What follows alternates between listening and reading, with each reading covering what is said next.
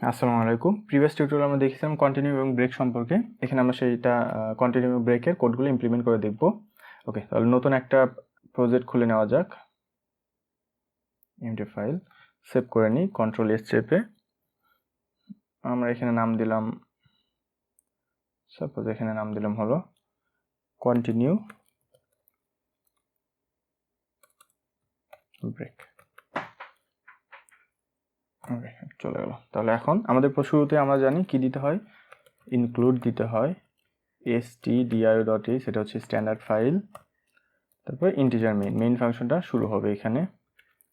Main ফাংশনটা হচ্ছে integer type, এই জন্য এটা রিটার্ন টাইপ হচ্ছে integer.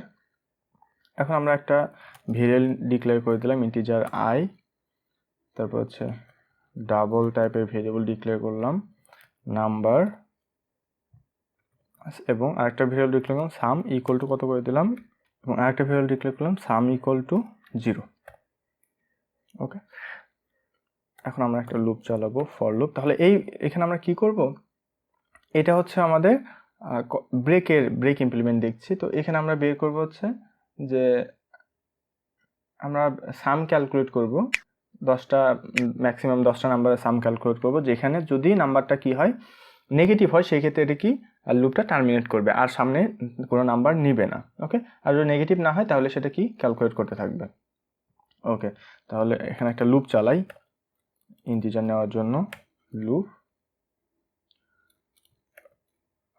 I equal to 0, I less than 10, I plus plus. ওকে,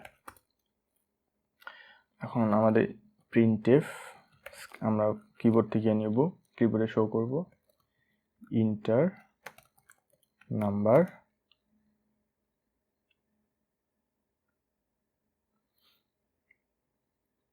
এখানে পার্সেন্টেজ ডি দিয়ে দিচ্ছি, দিয়ে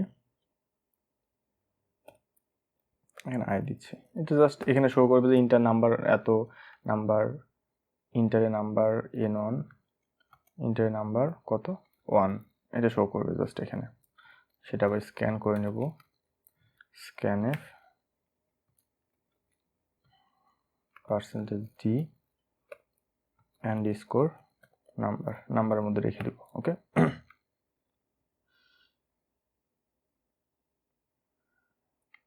যেহেতু নাম্বার একটা ডাবল টাইপ তাহলে এটা পার্সেন্টেজ ডি দিলে হবে না, পার্সেন্টেজ এলএফ দিতে হবে, নাম্বারের মধ্যে রেখে দেব। এখন আমরা একটা কন্ডিশন চেক করব যে যদি কি হয়, এটা যদি যে নাম্বারটা আমরা ইন করলাম সেই নাম্বারটা যদি নেগেটিভ হয় তাহলে সেই ক্ষেত্রে আমাদের কি লুপটা টার্মিনেট করতে হবে। তার জন্য আমরা কি একটা কন্ডিশন চেকার বসাই, ইফ এলস বসাই, যদি নাম্বার কি হয় লেস দেন 0 হয়, মানে নেগেটিভ যদি হয়, তাহলে ব্রেকটা কি হবে ইমপ্লিমেন্ট হবে। ওকে, আচ্ছা, এটা হচ্ছে আমাদের কন্ডিশন।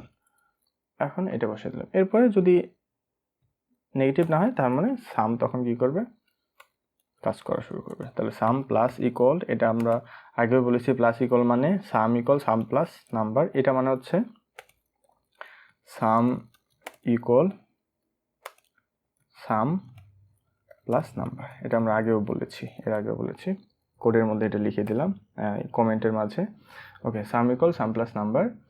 এখন তাহলে এটুকু কাজ হয়ে গেল, লুপের কাজ হয়ে গেল। যখন সবগুলা নাম্বার নিয়ে ফেলবে তখন আমাদের কি প্রিন্ট করবে, তাহলে আমরা প্রিন্ট করি, প্রিন্ট করে দেখাই যে নাম্বার কতগুলো, সামটা কত হলো সেটা আমরা প্রিন্ট করে দেখাবো। সাম পার্সেন্টেজ এলএফ কমা, এখানে কোনটা থেকে আসবে, সাম থেকে আসবে। ওকে, তাহলে আমরা এটা এখন রিটার্ন টাইপ দিতে হবে, রিটার্ন 0। আমরা এটা এখানে কি করলাম, এখানে একসাথে এখানে বিল্ড করে দেন রান করতে পারি, অথবা চাইলে একসাথে বিল্ড এবং রান করতে পারি। ওকে, দেখি আমাদের কি আসে। ওকে, এখানে বলছে ইন্টার নাম্বার 0, সরি এটা 1 থেকে লেস দেন ইকুয়াল 10 দিই, তাহলে কি হবে, তাহলে শুধু এখানে যে নাম্বার এটা প্রিন্ট করবে এটা 1 থেকে শুরু হবে। ওকে, এবং 10 পর্যন্ত, তাহলে ইন্টার নাম্বার 1। আচ্ছা, আরেকটু সুবিধা করে দিই, এটা এখানে একটা কোলন দিয়ে দিই, তাহলে আমাদের জন্য ভালো হবে। তাহলে ইন্টার নাম্বার 1, তাহলে এখানে ধরো 2 বসালাম। আবার কি চাচ্ছে, ইন্টার নাম্বার 2, 4 বসালাম, ইন্টার নাম্বার 3 আমরা এটা হয়তো আবার 5 বসালাম, ইন্টার নাম্বার 4। এখন যদি আমরা এখানে নেগেটিভ বসাই, সাপোজ নেগেটিভ 2 বসাইছি, তাহলে কি করছে, তাহলে দেখো এই যে নেগেটিভ যখন বসাইছি তখন হচ্ছে এই প্রোগ্রামটা কি করছে, এখানে আমরা প্রোগ্রামে খেয়াল করি যখনই এখানে নাম্বারটা নিচ্ছে, নেওয়ার পর যখন দেখছে এই নাম্বারটা কি নেগেটিভ হচ্ছে তখন এটা ব্রেক করছে। তো ব্রেক করার পরে একে কি করছে, এই কোডটাকে এখান থেকে নিয়ে এই লুপ থেকে এখান থেকে বের করে এখান থেকে ডিরেক্ট বের করে এই লুপের বাইরে বের করে দিচ্ছে। তো লুপের বাইরে বের করলে কি এখানে দেখে প্রিন্ট করতে হবে, তো এখানে এই যে সামটা প্রিন্ট করে দিচ্ছে, প্রিন্ট সাম ইকুয়াল এত, যেটা হয়েছে প্রিন্ট করার পর তাই হয়েছে যে 2 আর 4 6, 6 5 11, 11 এখানে প্রিন্ট করে ফেলছে। ওকে, আচ্ছা তাহলে আমরা যখন এটা কি যতক্ষণ পর্যন্ত নেগেটিভ না দিব, 10টা নাম্বারের মাঝে আমরা নেগেটিভ না দিই তাহলে এটা টার্মিনেট করবে না। আর যদি নেগেটিভ দিই তার মানে তখন নেগেটিভ দিলে ইফ এই কন্ডিশনটা সত্য হবে এবং এটা টার্মিনেট করে কি করবে, ওই পরবর্তী লুপটা টার্মিনেট করে লুপের বাইরে চলে যাবে। ওকে, এখন আমরা দেখি তাহলে আমরা আই থিঙ্ক আপনারা বুঝতে পেরেছেন যে কিভাবে ব্রেকটা আসলে কাজ করে। এখন আমরা দেখবো যে কন্টিনিউ কিভাবে কাজ করে। তো এই কোডে আমরা কিন্তু কন্টিনিউ দেখতে পাই যে কন্টিনিউটা আসলে কিভাবে কাজ করে। সাপোজ যদি এখানে বললাম যে যদি নাম্বার নেগেটিভ হয় তাহলে এটা কি করবে, এখানে কন্টিনিউ দিয়ে দিলাম,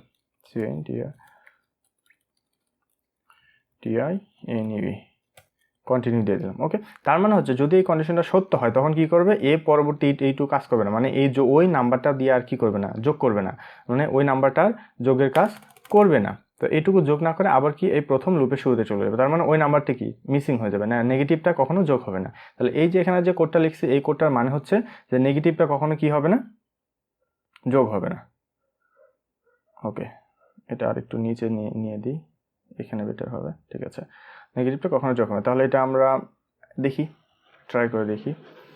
তাহলে এখানে বলছি ইন্টার নাম্বার 1, তাহলে এটা আমরা 3 দিলাম, 3 5 দিলাম, তারপর হচ্ছে 7 দিলাম। এখন আমরা একটা নেগেটিভ নাম্বার দিয়ে দেখি, নেগেটিভ নাম্বার হচ্ছে -5 দিলাম।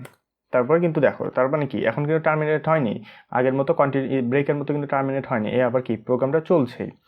তো নাম্বার 5 দিলাম হচ্ছে 6 2, নাম্বার 7 দিলাম হচ্ছে -8, আর নাম্বার 8 দিলাম -10, নাম্বার 9 দিলাম 6, নাম্বার 10 দিলাম 4। তাহলে এখন এই যোগ করার পরে কত আসছে, 34। দেখো এখানে যোগ করার পরে যে 34 আসছে, এখানে দেখেন এই -5 -8 -10 এগুলো কিন্তু নেয়নি, কারণ এইটুকু যোগ করে দেখেন কত হয়, 34 হয়ে যায়। যেমন 3 আর 5 8, 8 আর 7 15, 15 আর এই দুইটা মিলে কত 9, 15 আর 9 হচ্ছে 24, 24 আর 6 30, আর 4 34। তার মানে আমরা যখন এই কন্টিনিউ নেগেটিভ নাম্বার ইন করেছি তার মানে কি কন্টিনিউ এই কন্ডিশনটা সত্য হয়ে গেছে, তখনই কি কন্টিনিউটা এক্সিকিউট করছে। কন্টিনিউ এক্সিকিউট করা মানে এখান থেকে কোডটা কি আবার শুরুতে এই প্রোগ্রামটা এখানে চলে আসছে, এখান থেকে আবার কাজ করা শুরু করে দিয়েছে। ওকে, তখন আর এই সামটা এই নেগেটিভ নাম্বারটা আর কি করে নাই, যোগ করে নাই। তাহলে আশা করি কিভাবে ব্রেক এবং কন্টিনিউ কাজ করে সেটা ভালোভাবে বুঝতে পেরেছেন। ওকে, এই টিউটোরিয়াল এই পর্যন্ত থাকবে। আশা করি সবাই ভালো থাকবেন, সুস্থ থাকবেন। আল্লাহ হাফেজ।